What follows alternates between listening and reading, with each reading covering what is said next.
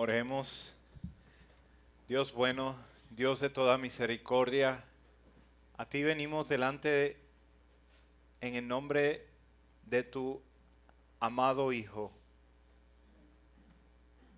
Reconocemos que tú has comprado por medio de tu Hijo un pueblo con precio de sangre.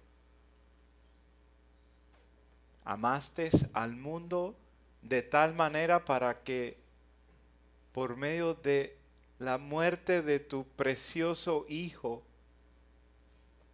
vinieran a ti aquellos que hoy día se reúnen en diferentes casas de Dios y se alegraron con los que decían: a la casa del Señor iremos. Gracias, Dios, porque hemos respondido en este día al llamado de venir a tu casa, de estar con los que se alegran para contemplar la hermosura de tu rostro. Gracias, Dios, que nos has revelado a Jesucristo. Sin Él no podríamos ver la grandeza, la profundidad, la extensión de tu realidad. Gracias por tu Espíritu que regenera, que crea nueva vida en nosotros y nos lleva a ser más y más confiados en Cristo Jesús. Dios, tú le has dado un nombre que es sobre todo nombre, a Jesucristo. Y a ese nombre, Dios, nosotros doblamos nuestras rodillas, doblamos nuestro orgullo, doblamos aún nuestras necesidades para honrarte, para honrar el nombre del Señor Jesucristo, para confesarlo como nuestro Señor y vivir de acuerdo a lo que Él nos ha enseñado por medio de tu palabra. Gracias, Dios. En esta hora, bendícenos, Dios, con tu voz. Bendícenos, habla a nuestros corazones, habla a nuestras mentes, y que nuestra voluntad sea derretida en estos momentos para la gloria y honra de tu nombre. Amén. Amén. Pueden tomar asiento, hermanos. Qué bendición poder continuar hoy en este día con nuestro estudio en el libro de Marcos. Hoy vamos a continuar en Marcos capítulo 8 y vamos a culminar este capítulo desde el versículo 31 hasta el 38. Así que vamos a leer y les invito a que busquen su Biblia porque es necesario ver y leer y observar lo que el texto contiene y para poder analizar qué es lo que el autor dijo a su audiencia original para entonces aplicarlo a nuestras vidas. Veamos lo que dice Marcos capítulo 8, versículos 31 al 38. Y comenzó a enseñarles que era necesario al Hijo del Hombre padecer mucho y ser desechado por los ancianos, por los principales sacerdotes y por los escribas, y ser muerto, y resucitar después de 3 días. Esto le decía claramente. Entonces Pedro le tomó aparte y comenzó a reconvenirle.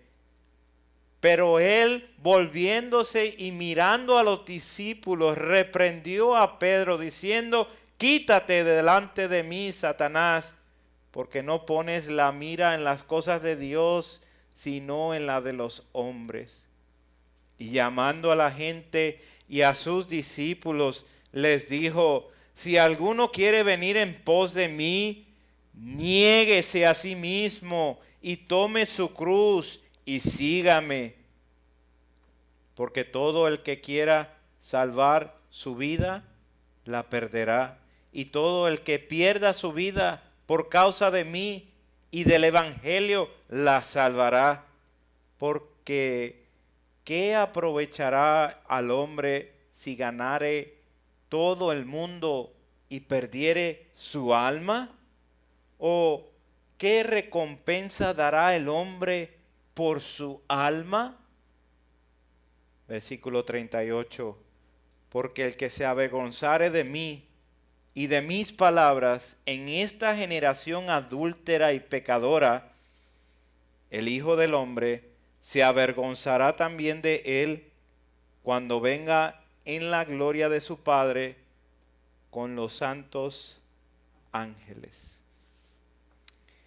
Continuamos con este hermoso libro que Dios nos ha ayudado y nos ha dirigido a estudiar en este día.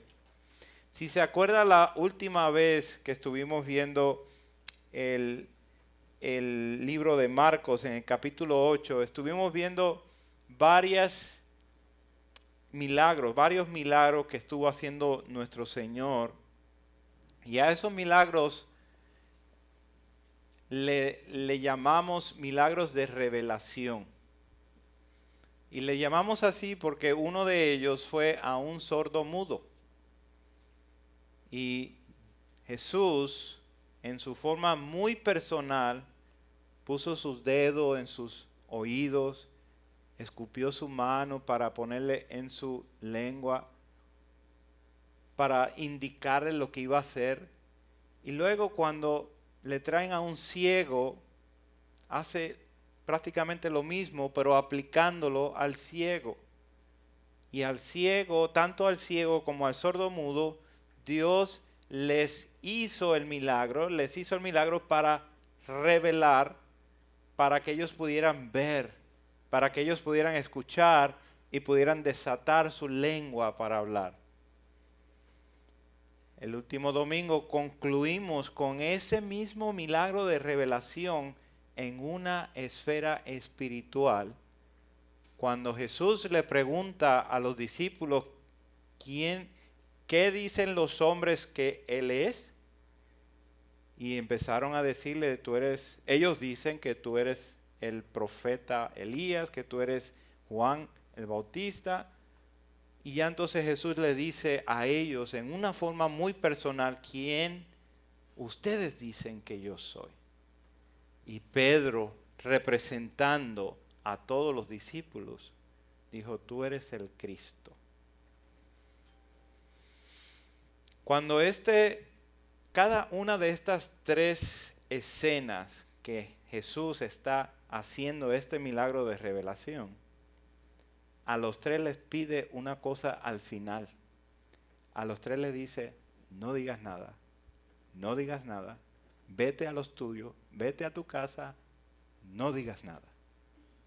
Y esto es muy importante porque el autor está comunicando un tema muy crucial para que nosotros podamos entender la soberanía de Cristo y su plan, su misión aquí en la tierra. ¿Cuál era el problema por qué Jesús le está pidiendo a ellos que no digan nada? Al igual que Pedro, como a muchos otros, estos milagros que estaba haciendo Jesús eran extraordinarios, eran maravillosos y se emocionaban. Si se acuerda del sordo mudo, mientras más le pedía a Jesucristo que se callara, más hablaba y más decía. Pero Jesucristo quería que se callara, que no avisara. ¿Por qué? ¿Por qué tratar de ocultar esta idea tan maravillosa? Jesucristo haciendo milagros. Y la razón es sencilla, hermanos. Porque están quitando la mirada de a lo que está Jesucristo, el propósito de que está Jesucristo aquí en la tierra. Jesucristo utilizó los milagros para validar, autentificar la persona de Jesucristo, para que tanto lo que hablara con su boca como lo que hiciera estuviera completamente íntegro a la persona de Dios. Tanto así que era imposible descalificar que Jesús venía de Dios. Aún fariseos bien entrenados llegaban a esa conclusión, aunque después lo tomaron y lo volvieron hacia que Jesús estaba endemoniado. ¿Por qué esto es importante? Porque todo el mundo está viendo a Jesucristo como el conquistador. Todo el mundo está, y aún Pedro y los discípulos están reconociendo a Jesús como el Mesías conquistador, como el rey que viene a apoderarse de todo y a hacer grandes maravillas dentro de su reino. Pero lo que no han conocido es que este Cristo, este Mesías que está delante de ellos, vino como el siervo sufriente. Vino como el gran sustituto por nuestros pecados. Y ahora los discípulos necesitan entender que Jesús es el Mesías, es el Cristo, y que en estos momentos Él había llegado no para tomar su reino, no para llevar todas las cosas como habían profetizado los profetas, pero en relación al pecado. ¿Cómo va a tener un reino lleno de pecadores? Necesita entonces llevar a cabo el sufrimiento por los pecados. Necesita llevar a cabo el ministerio del sufrimiento. Y eso es lo que vamos a hablar en este día. El título de este mensaje es el ministerio del sufrimiento. Y vamos a ver 3 maneras en que el siervo de Dios refleja la verdad del evangelio. Y la primera la vamos a ver en el versículo 31. Esta manera que el siervo refleja la verdad del evangelio es cuando el siervo de Dios está determinado, está resuelto. Y vamos a ver 3 características de este siervo resuelto, determinado. Número 1, llena la necesidad. Él estaba determinado a enseñar a que vino y para lo que vino exactamente el Mesías. El Mesías viene con una misión. Pedro le dice, tú eres el Cristo. Y aunque esto podría significar para Pedro y a los discípulos que el Mesías era el líder político, el rey que todos estaban esperando para salir de la soberanía de Roma y de los problemas que tenían con diferentes naciones, ellos necesitaban entender que este Jesús que andaba con ellos venía a morir, que esa era su misión desde el principio. Era necesario que oyeran que Cristo viene en este momento en relación a sus pecados. Y esto es muy necesario, hermanos, puesto que el libro de Marcos, el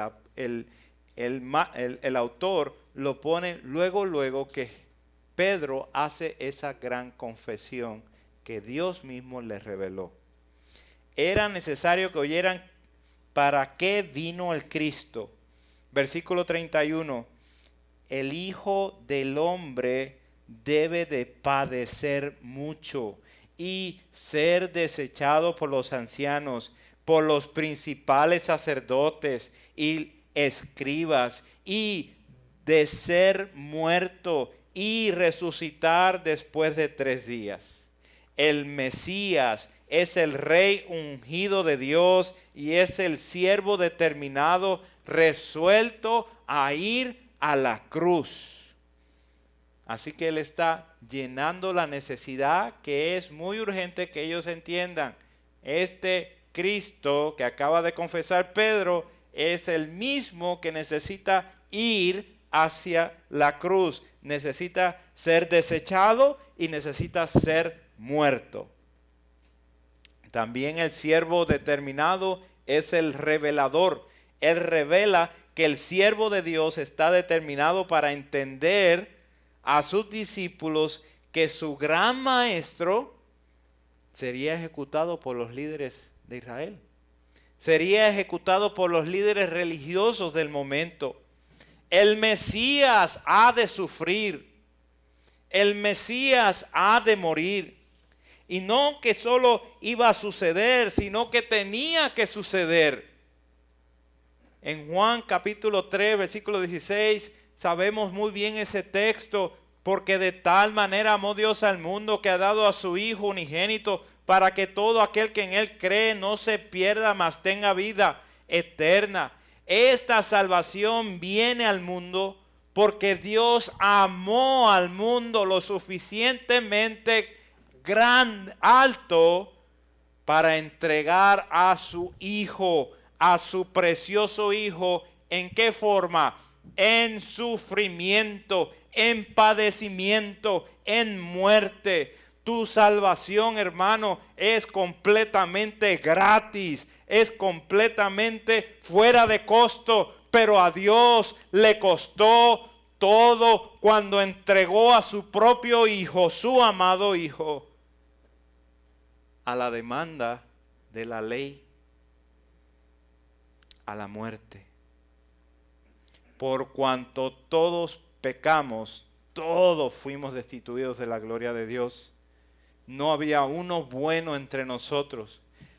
Había solamente el Hijo de Dios, quien iba a pagar por nuestros pecados. El único bueno. Oh, pero que no pecó por nosotros. El que no pecó por nosotros cargó nuestra maldad sobre él y como cordero fue llevado al matadero. Mire, hermanos, esta parte entendemos muy claro que Jesucristo tuvo que morir. Era necesario, absoluto, que Él muriera por la redención, por la paga de pecado. Pero entendamos que también era necesario que Él resucitara. En Isaías capítulo 53, versículos 10 al 11, dice: con todo eso, Jehová quiso quebrantarlo. Isaías está hablando 600 años antes de Cristo. E Isaías está presentando el Evangelio en una forma clara, pura. Con todo eso, Jehová quiso quebrantarlo, sujetándolo a padecimiento, cuando haya puesto su vida en expiación por el pecado. Verá linaje, vivirá por largos días, y la voluntad de Jehová será en su mano prosperada. Verá el fruto de la aflicción de su alma y quedará satisfecho por su conocimiento. Hermano, justificará mi siervo justo a muchos y llevará las iniquidades de ellos. Ahí entendemos lo que es la propiciación, la misión de Jesucristo completa de venir a propiciar, de estar satisfecho Dios por la paga de nuestros pecados. Pero ve ahí en ese texto, hermano, que dice que verá linaje por largos días y la voluntad de Jehová será en su mano prosperada. Ese vivirá por largos días. Está hablando de su resurrección. Él va a pagar un alto precio, pero Él va a resucitar. El siervo determinado habla también con claridad en este pasaje. El siervo de Dios habló claramente como profeta lo que de él sucedería en exactitud y a manos de quién sería entregado, mas no habla los detalles Se fija, no habla de los detalles de su horrible muerte. El siervo se reserva estos detalles para no angustiar a sus discípulos. Con amor les reconoce que finalmente entendieron que Él es el Rey ungido de Dios, el Mesías. Y ahora les explica que este Cristo no vino en esta ocasión para juzgar al mundo, sino para salvarlo. Jesucristo sí viene otra vez y sí viene a juzgar al mundo. Número 4, viene resuelto. El siervo de Dios viene resuelto. Cuando Pedro lo sacó aparte, versículo 32, comenzó a reconvenirle. Esto quiere decir que empezó a reprenderle, a expresarle una intensa desaprobación de lo que acaba de decir el Señor. El Señor está diciendo, voy a morir, voy a ser desechado. Pedro lo saca y empieza a reprenderle.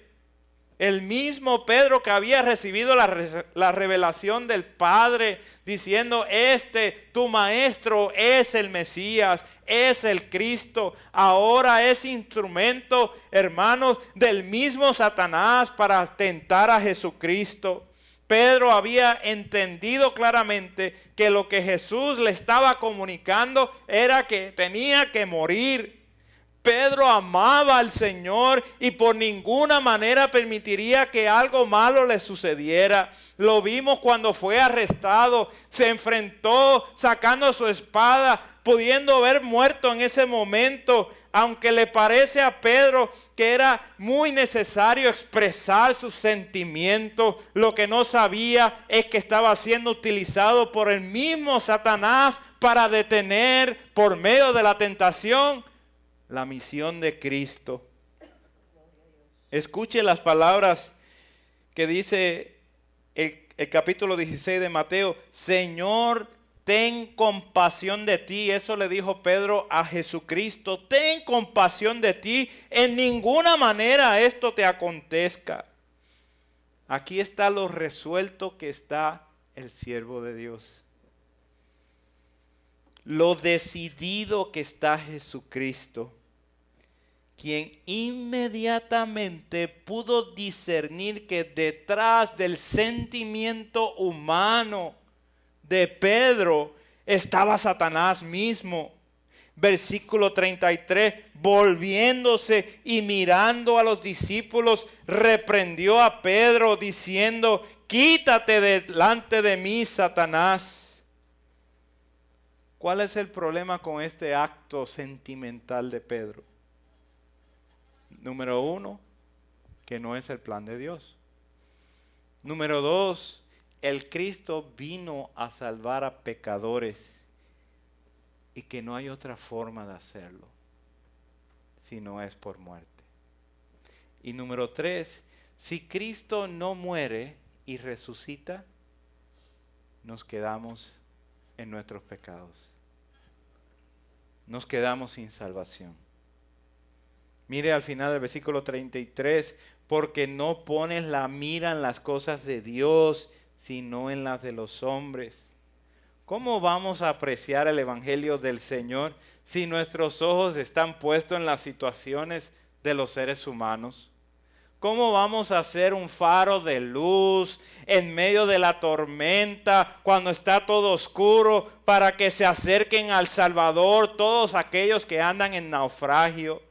Note que dice que Pedro comenzó a reprenderle y en el versículo 33, pero él, Jesucristo, volviéndose, Jesús no solamente reprendió a Pedro de inmediato, pero lo hizo mirando a los discípulos, porque era necesario que ellos entendieran esto también. Jesús rechaza la tentación implícita de Satanás mismo por medio de Pedro. Por supuesto que este punto de vista para nosotros los seres humanos sí es triste, es una tragedia escuchar que el Señor que ellos han estado siguiendo, al que han aprendido a amar por años en este momento, quizás ya la mitad del ministerio de Jesucristo, quizás llevan 1 año y medio, 2 años y están escuchando esto. Claro que va a causar algo en nosotros, claro que iba a causar algo en ellos, pero era necesario que esto ocurriera. Desde el punto de vista de Dios, este plan era el plan eterno. Esta es la razón de toda la existencia. Esta es la razón que Dios hace todas las cosas. Jesús estaba resuelto a ir a la cruz y ser ejecutado por los guardianes del momento. La cruz no es, escuchen hermanos, la cruz no es negociable para Jesucristo, pues es muy necesario para su iglesia. Te pregunto, ¿estás determinado que lo que tu amigo o tu amiga necesita más en esta vida es el evangelio? Amén. Puedes darle todas las cosas que quiera, pero si no le presentas el evangelio, así con todo lo demás se va a ir al infierno. Está resuelto que tus conversaciones más importantes con este mundo debe de ser una honesta representación de la palabra de la cruz. Y aquí, hermano, es que conectamos con nuestro punto número 2. Estamos modelando lo que es un verdadero creyente. Mire aquí la marca del verdadero creyente, versículo 34 al 37. El siervo de Dios ahora se dirige a la gente y a los discípulos. Es muy importante que todos reciban este llamado, así como hemos sido encomisionados para ir por todo el mundo. Todo el mundo necesita escuchar este llamado, necesita ser atraído por este llamado. Versículo 34, si alguno quiere venir en pos de mí, esto es un llamado a seguir a Cristo para donde Él vaya. Este llamado a todos a seguir a Jesucristo como un seguidor, como un discípulo de Cristo. Ya para este momento Jesucristo tiene mucha gente siguiéndole, a pesar de todas las personas que se está encontrando. Tiene a sus discípulos, a los 12, y tiene gente que le siguen detrás de todos los discípulos. Y a todos a ellos les está hablando, van a ser mis discípulos. Si alguno quiere venir en pos de mí, si alguno quiere ser un discípulo verdadero, la primera marca es niégate a ti mismo. Repudia, rechaza, abandona la antigua manera de vivir. Debe de ser despedida. El que se niega a sí mismo abandona toda su confianza que tiene en sí mismo y depende del evangelio de Cristo en Dios para salvación. No depende de sí mismo. Abandona pensamientos, costumbres pecaminosas. Hay una convicción de pecado que lo hace reconocer que esa antigua religión o esa antigua filosofía o ideal que traía, que tanto admiraba, debe de ser rechazada. ¿Cuáles son las excusas que encontramos cuando presentamos este llamado? Déjame enterrar a mis padres para que entonces te pueda seguir. Déjame ponerme bien en ciertas cosas en mi vida. Déjame dejar de estos vicios. Déjame arreglar mi matrimonio. Déjame arreglar mi situación con mis hijos. O déjame tener más tiempo. Cuando tenga más tiempo, entonces le voy a seguir. Cuando llene mi granero y mi banco, la cuenta del banco esté rebosando, entonces voy a seguir. Todos y cada uno de estos ejemplos son tantos del pasado como son del presente. Segunda de Corintios 5:17 dice, de modo que si alguno está en Cristo, nueva criatura es. Las cosas viejas pasaron y he aquí todas son hechas nuevas. Negarse a sí mismo es ceder el control de su vida al Señor, es que tu mente y tu corazón sean dominados por el Espíritu, por la palabra de Dios, por la confesión de que si Dios verdaderamente resucitó a Cristo de entre los muertos, verdaderamente ha hecho satisfecho el milagro del perdón. Y si eso es una realidad en tu vida, entonces Jesucristo es tu Señor. Y ya lo puedes confesar con tus labios. Pero eso tiene una implicación muy importante, muy pesada. Decir que Jesucristo es Señor, es decir, yo me someto a Él. Y decir yo me someto a Él, quiere decir voy a negar, voy a abandonar mi pasado, mi antigua manera de vivir. Segundo, tome su cruz. El nivel de autonegación que tiene esta persona que tiene como marca de seguir a Cristo, que quiere venir a Cristo, tome su cruz. Este es el nivel de autonegación que tiene al punto de llegar a la muerte. Hay batallas que no valen la pena pelear, pero si se trata de la lealtad de Cristo, si se trata de tener un compromiso auténtico, un compromiso leal con Cristo, entonces te pregunto, ¿estás dispuesto a llegar hasta la muerte por este compromiso con Cristo? ¿Estás dispuesto a ir al final de tu camino porque no vas a ceder cuando alguien te diga, calla lo que estás diciendo acerca de Cristo? En forma literal, el cargar la cruz en el contexto de Cristo está exponiéndose a la vergüenza y la ridiculez del condenado que va a ser ejecutado. ¿Qué tan convencido estás del Evangelio? Si te piden que lo calles o que lo niegues, ¿estás dispuesto a pagar las consecuencias por no hacerlo? Pedro negó al Señor cuando alguien quiso identificarlo como uno de los de él. ¿Cuántas veces no negamos nosotros al Señor cuando alguien nos mira y nos ve con vergüenza, que nos ve que estamos actuando con vergüenza porque somos creyentes? Toma tu cruz. Eso requiere acción, eso requiere diligencia, requiere entrega, requiere fuerza. Es poner un alto a tu pasada manera de vivir y estar de acuerdo que tu yo ya murió con Cristo. Cristo es el tesoro escondido. Vendamos todo lo que tengamos y compremos ese campo donde está ese tesoro para quedarnos con Él. Tengamos todas las cosas como por basura cuando las comparamos con la exaltación de nuestro Señor. Al final del Evangelio de Juan, Pedro es restaurado por nuestro Señor.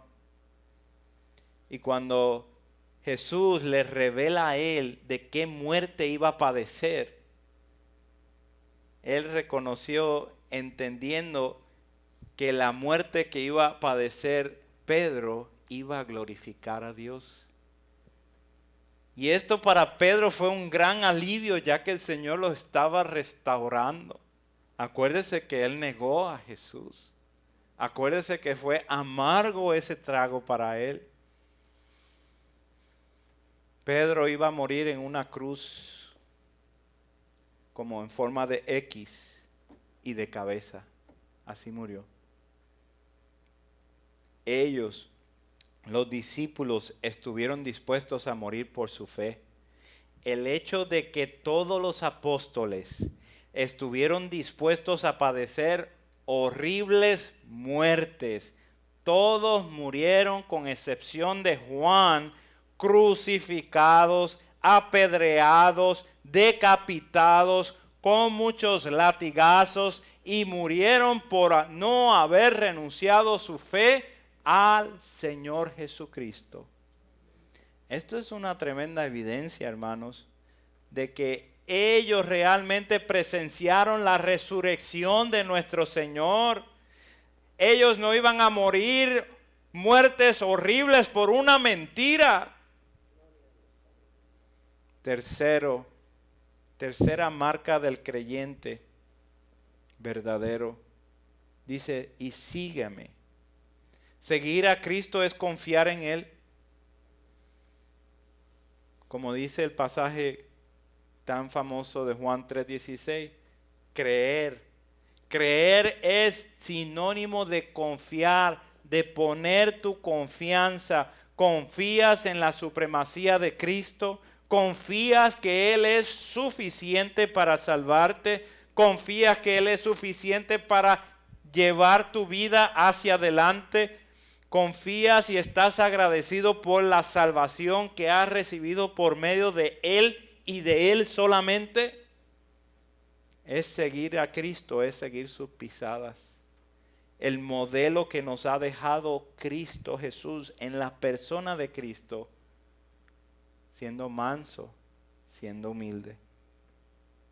Seguirlo a Él es obedecer sus mandamientos. Juan 15, versículo 10, dice, si guardareis mis mandamientos, permaneceréis en mi amor. Así como yo he guardado los mandamientos de mi Padre y permanezco en su amor. Estas tres cosas juntas, hermano. Negarse a sí mismo, tomar la cruz y seguir a Cristo es la marca del creyente. Las tres juntas. No es un orden a seguir, no es que primero te vas a negar y segundo vas a tomar la cruz y por último vas a seguir a Cristo. No, son todas juntas y dan evidencia de aquel o aquella que verdaderamente le pertenece a Cristo. William Harrison dice en su comentario, las tres cosas juntas indican una verdadera conversión seguida por una santificación que dura toda la vida. No puedes seguir a Cristo cuando tu vida no está alineada a atesorar su palabra, a ser diligente en tu búsqueda con Dios. No puedes seguir a Cristo si no estás identificado con Él en su muerte y vives eternamente agradecido por Él. No puedes seguir a Cristo si la cruz, la muerte te espanta al punto de traicionar al Señor cuando tus actos reflejen vergüenza de Él. No puedes seguir a Cristo cuando estás más preocupado por el día de mañana que el reino de Jesús aquí en la tierra. Por eso, versículo 35, porque todo el que quiera salvar su vida, la perderá. Y todo el que pierda su vida por causa de mí y del Evangelio, la salvará. Observe la lógica que da nuestro Señor en el versículo 36. ¿Qué aprovechará al hombre si ganare todo el mundo y perdiere su alma? ¿Qué beneficio tendrá? ¿Acaso puede existir tal beneficio? ¿Puedes tener todo y en el momento de tu muerte lo pierdes todo, incluso tu alma? La invitación continúa en pie. ¿Qué es más importante para ti? ¿Puedes decir genuinamente que ganar más, hacer más, contribuir más, desperdiciar más es más importante que tu propia alma? versículo 37. ¿O qué recompensa dará el hombre por su alma? Jesucristo le está hablando a sus discípulos y le está hablando a la audiencia que le está siguiendo. Y nos está hablando a nosotros. Se trata de tu vida. ¿Acaso si supieras medir bien y fueras tú el joven rico, no venderías todo lo que tienes para dárselo a los pobres y seguir a Cristo? ¿Acaso seguir a Cristo no es lo más importante? ¿Acaso no es lo más urgente que necesitamos entender la realidad del camino de la destrucción?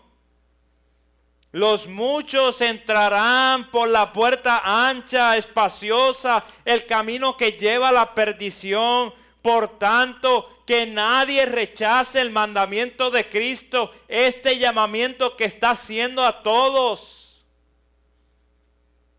Por 2000 años, llamando a cada uno de los seres humanos al arrepentimiento.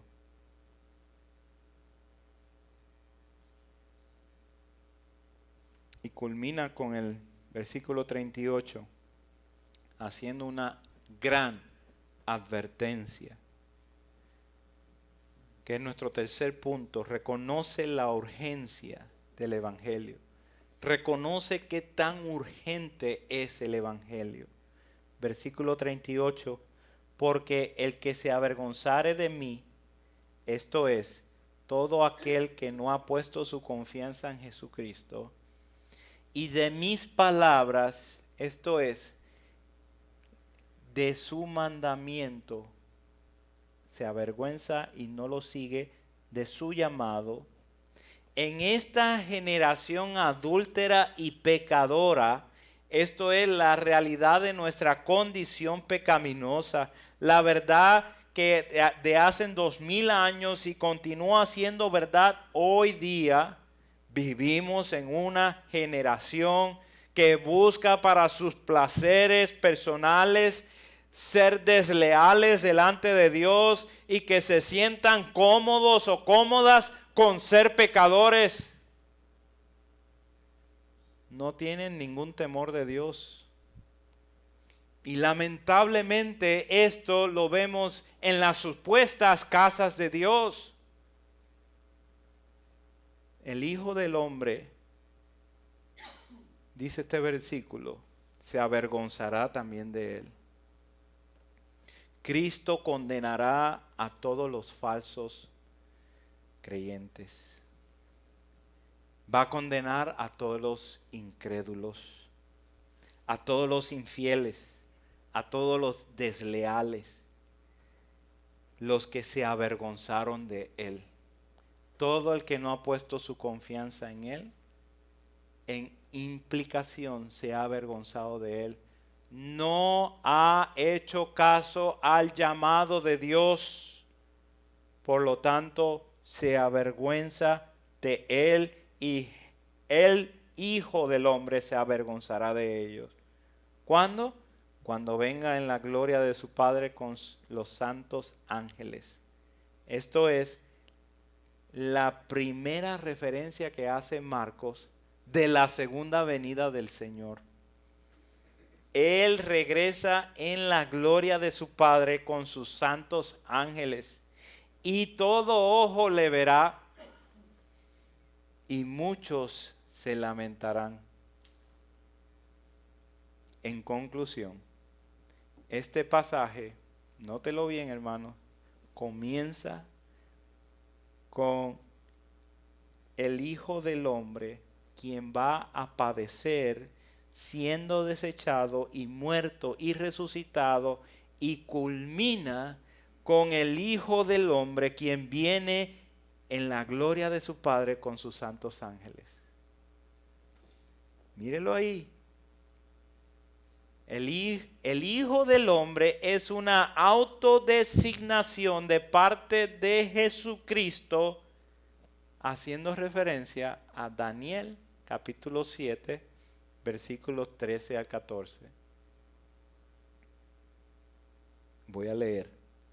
Miraba yo en la visión de la noche, Y he aquí con las nubes del cielo venía uno como un hijo de hombre, que vino hasta el anciano de días, y le hicieron acercarse delante de él, y le fue dado dominio, gloria y reino, para que todos los pueblos, naciones y lenguas le sirvieran. Su dominio es dominio eterno, que nunca pasará, y su reino uno que no será destruido.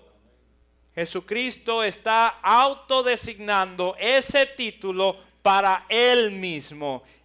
Su primera visita en relación con el pecado, su segunda visita que estamos esperando en relación con el juicio de Dios.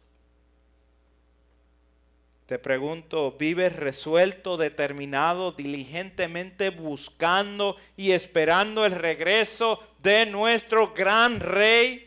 ¿Estás modelando la marca de un verdadero creyente en abnegación y estás dispuesto a la vergüenza que tengas que tomar siguiendo al Señor para que en su regreso seas hallado fiel delante de Él? ¿Reconoces la urgencia del Evangelio para hoy? ¿Reconoces el alto costo que hay para todos nuestros amigos, vecinos, compañeros que no se encuentran en Cristo, que serán desechados por Cristo, que no habrá quien los ampare? Podrán tenerlo todo en esta vida, pero si murieron en sus pecados, no tenían nada. Tú puedes tener a Cristo y lo tienes todo. Oremos. Dios bueno, Dios de toda misericordia, gracias por esta tu palabra. Gracias por la explicación del Evangelio. Dios, en algún tiempo hubiéramos estado quizás felices de escuchar algo tan superficial como Dios nos ama y quiere que tengamos una vida excelente. Dios, pero en tu misericordia, en tu gran amor nos has enseñado que así como nos has concedido el creer en Jesucristo, así como nos has dado ese privilegio de creer en Jesucristo, de poner nuestra confianza en Él, así nos ha dado el privilegio de padecer por Jesucristo. Oh, qué benditos son aquellos que son perseguidos, aquellos que son maltratados, aquellos que son pisoteados por el nombre de Jesucristo. Oh Dios, enséñanos a mantenernos fieles delante de ti, delante de la opresión de este mundo, delante del mismo Satanás y todos sus seguidores, para que presentemos un evangelio puro, un evangelio real, un evangelio que cambie vidas. Dios, gracias, porque solamente en ti hemos podido comprender el poder de una vida transformadora, que es por medio de esta gran obra que hizo tu Hijo en la cruz del Calvario. Oramos agradecidos por aquella cruz, por esa palabra de la cruz. Gracias, gracias por Cristo. Amén, amén.